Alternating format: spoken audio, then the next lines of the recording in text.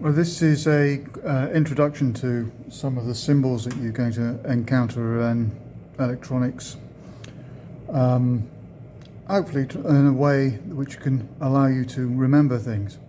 So the first thing I'm going to do is, if you imagine what a wire is, it's just a line of copper, normally, connecting one piece to another. So that's your wire symbol. And if you wanted to connect it, you have a second piece of wire. What it would normally do is you show that their connection is like that. If you had a wire that wasn't going to connect, you'd show it bridging over the connection like that. So these two wires are not connected, whereas these two wires are. The next item you might want to think about is a resistor. Now, the old symbol for a resistor was a zigzag line.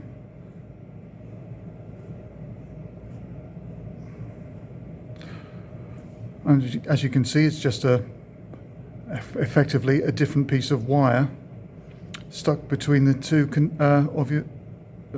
two ends of your normal wire. The more modern symbol is a big square like that, and you usually write the value of that resistor, whether in ohms or kiloohms, and the precision you can do, or even mega ohms if you like, with an M, and if you put a number there, that is 1K7 or 1.7 kilo ohms.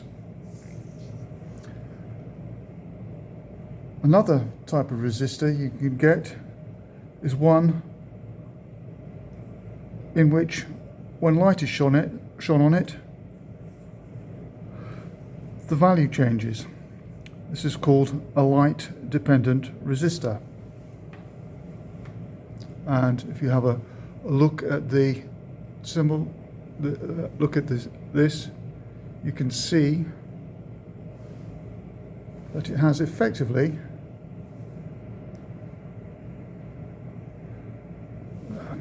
when it focuses, yeah, you can see the wire, or what looks like a wire, running through it.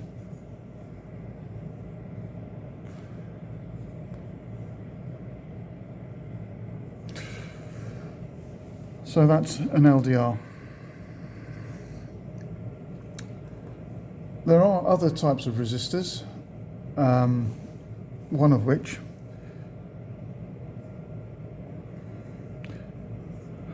allows you to take off current at any point. So that's like a rheostat. So you have your resistor here and a takeoff value that's at some point along that. So a potentiometer or that. Now, this need not necessarily be a straight line in real life. You could have something that is like this. And if you look at the outer edge here, you can see where it's tapping off on the big circle, external circle of the resistor. So you've got the two external points there and there. So I'll do that again.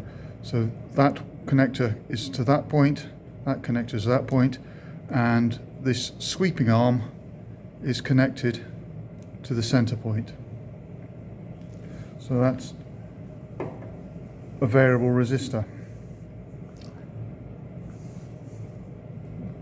You can imagine that if you took the one end of the resistor and brought it back, that would effectively give you a tap off, which is effectively just giving you a resistance which you can set. This would normally be shown as a variable resistor like that, but this, in effect, it shows the same thing.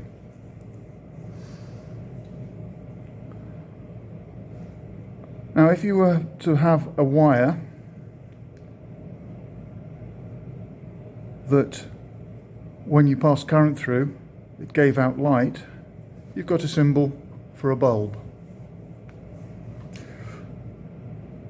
Sometimes this is hard to draw, and people tend to use just the X, which is more commonly used for just an indicator lamp, but this would normally be understood.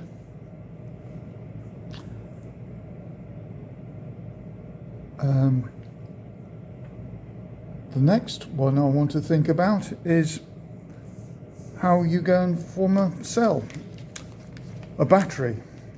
A battery consists of effectively two electrodes. In this case I've got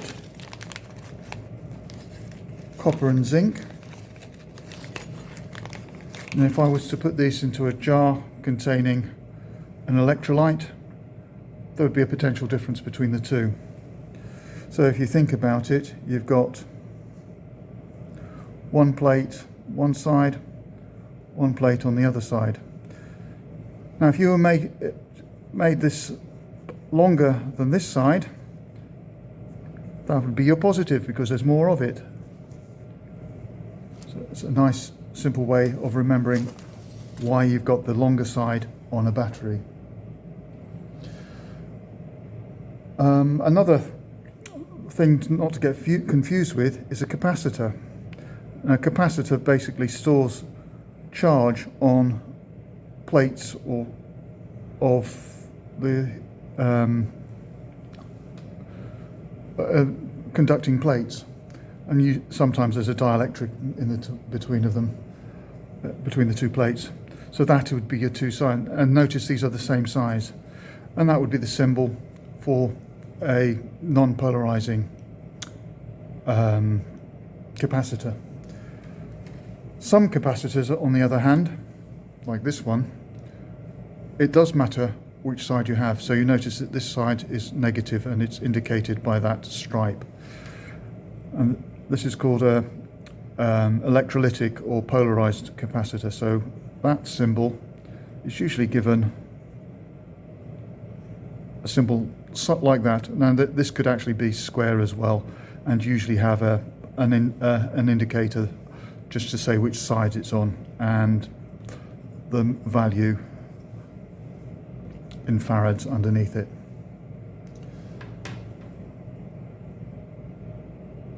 The only other thing is if you have the two plates and you can spin the two so that the plates overlap by different amounts, you get what's called a variable capacitor. So like you have this for a variable resistor, that's a variable capacitor. Probably one of the most hardest group to imagine is a diode, but this is reasonably easy to consider. What happened was when they were first made, the semiconductor diodes that is, you'd have a chunk of metal, a chunk of semiconductor, which would touch the conductor. Now this is effectively what you're showing here. So you've got your chunk of semiconductor and it's touching a metal, and this allows flow to go, it allows current to flow that way. So if you think of it as giving it a block, and if you have a look at a diode, so again trying to get this to focus,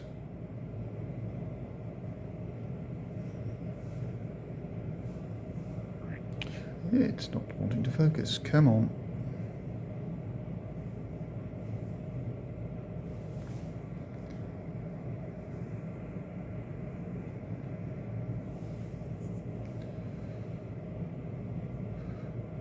Well, what I'm trying to show you is there's a silver band on the diode, just here, which indicates which side is the block. another one. So you've got the diode, and it emits light. It's a light emitting diode.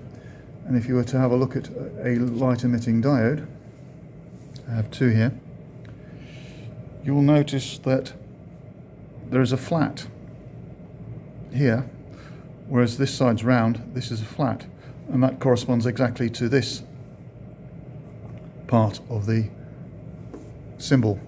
So the flat is the flat there.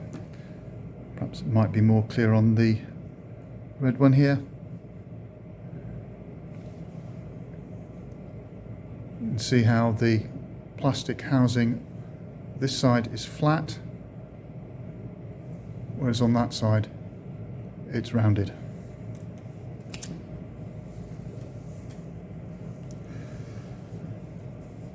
There are other types of diodes which you may come across, but I'll include these just so they're there for your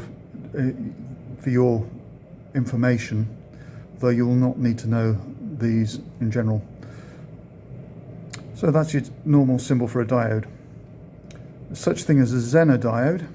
So if you make this into a Z, you can see this the Zener diode breaks down at a given voltage. But as you can see, instead of having just the stop, you've got a Z on it. There is another type of diode which is used in high frequency applications called a Schottky diode, and that has got a letter S on it. And one other which might be of interest, if you think about this symbol where you have the diode but it's going into a tunnel, you've got a tunneling diode. So that's a bit like the symbol on a OS map for a tunnel.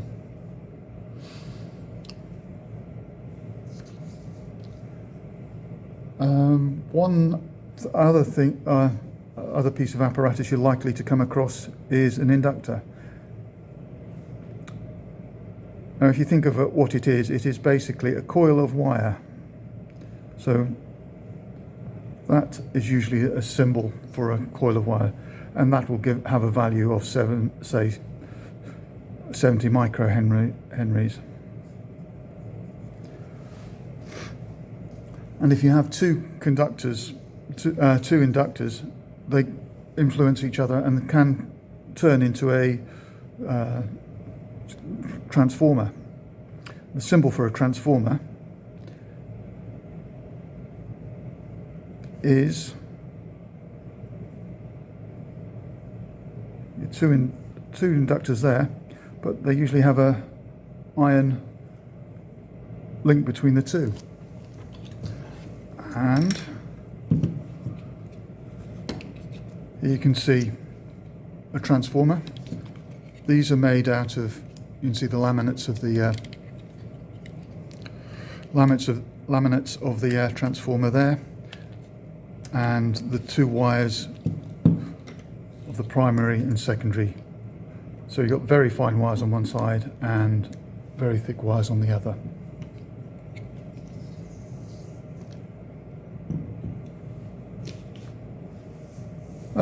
Symbols for meters. A meter is basically just put in a circle. Now this could be an ammeter,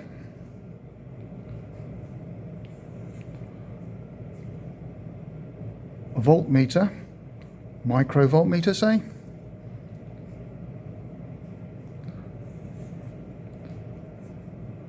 or a galvanometer, or possibly even a resistance meter using ohm.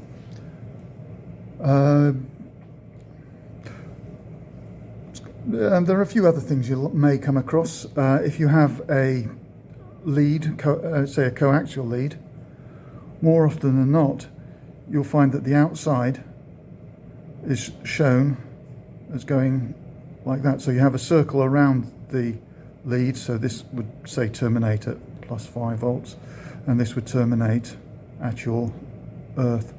The earth symbol is like that. So that's your circuit there, and taken down to earth. Switches. Symbol for a switch is, if you think about a knife switch, is like that. Occasionally you'd put the top on there, and that's just, if you imagine sort of pushing that down to make contact, that would then be in the closed state. Or you could have it as a press to make switch.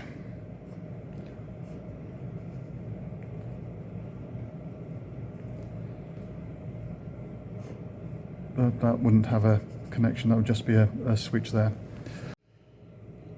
So just as an aside, this is a knife switch. So pressing that there, then the press to make switch here, and using that to speed up this flywheel. And once that's going, stop spinning, and then put that across that side, and you can see the knife switch is making a circuit on the other side here to the bulb. And I'm trying to think of anything else I'd likely to. You could, if you think about transistors, they are semiconductors and are basically considered like diodes with an extra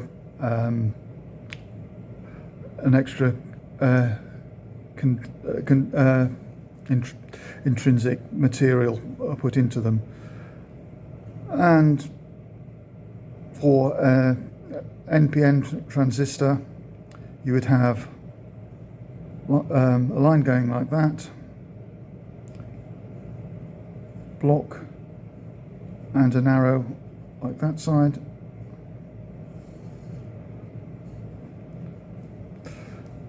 and a PNP is very similar,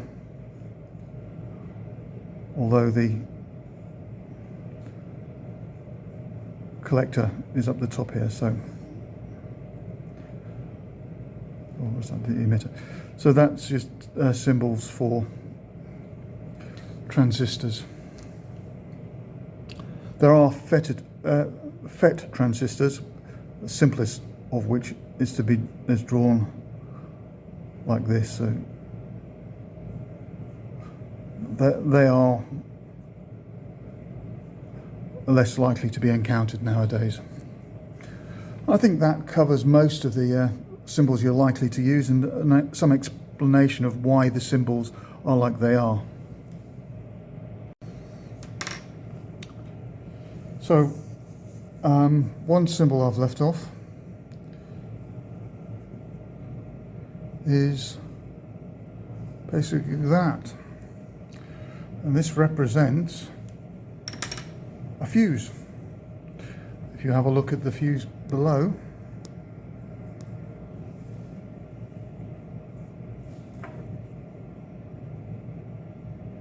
you can see there's a wire going from one end to the other, which represents that quite nicely.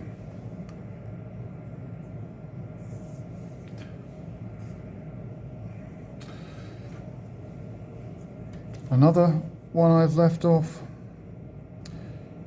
is another resistor, but one that's temperature dependent. So it could be, let's say, thermistor, temperature dependent resistor.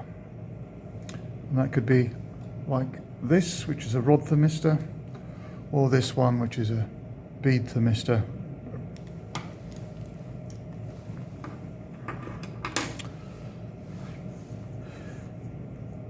We've looked at the symbol for a cell. If we want to think about a battery, that is basically a collection of cells, and they would normally be shown like this. This is a two-cell battery, so you've got positive there, negative there, negative there. Notice that the negative is joined to the positive, but the positive is not joined to the negative of the same cell. And if this was a lot longer, you'd be showing it, you'd be showing it like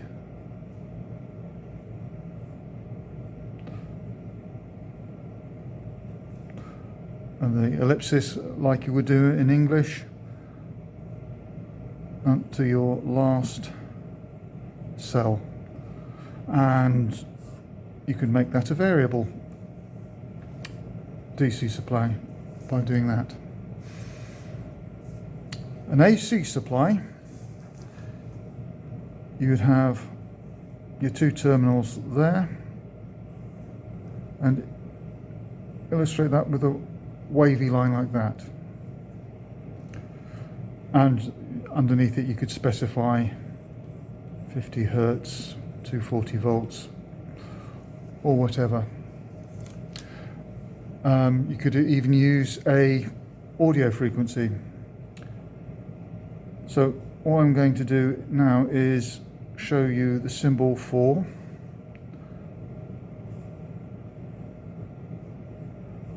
a device which is often used with audio signals.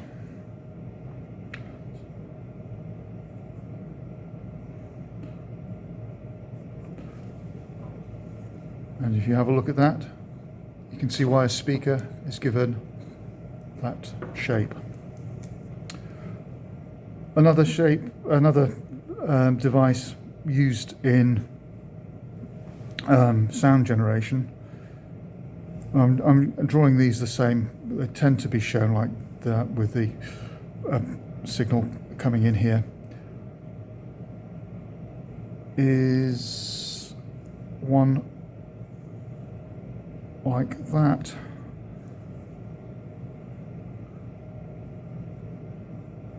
Which is a buzzer. These do tend to have a polarity to them, so if you have a look at a buzzer like this, you'd see this one's a 6-volt buzzer and has a positive and negative.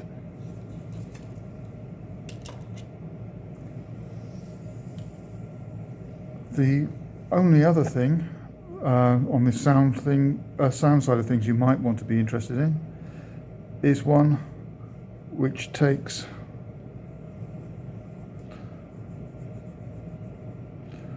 a signal in, and this is the usual sign for a microphone, and that's going to be small values. And on the subject of small values, the other thing that might come in once in a while is a symbol that looks like that. That should be identical either side, and that's an aerial.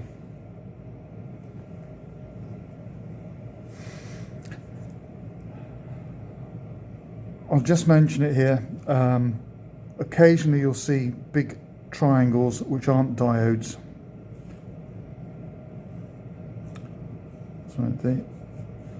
And possibly having 2 or possibly 3 terminals in one side, possible connections here and an output here. This is usually your voltage in, that may be going to earth. This is your plus and minus, and this is the symbol for an operational amplifier or an integrated circuit device which is out. There are other symbols which are occasionally used for logic gates and so on, but that will depend on the specification of your courses as to which they use. Whether the standard one would be probably the American system, although there is a UK equivalent.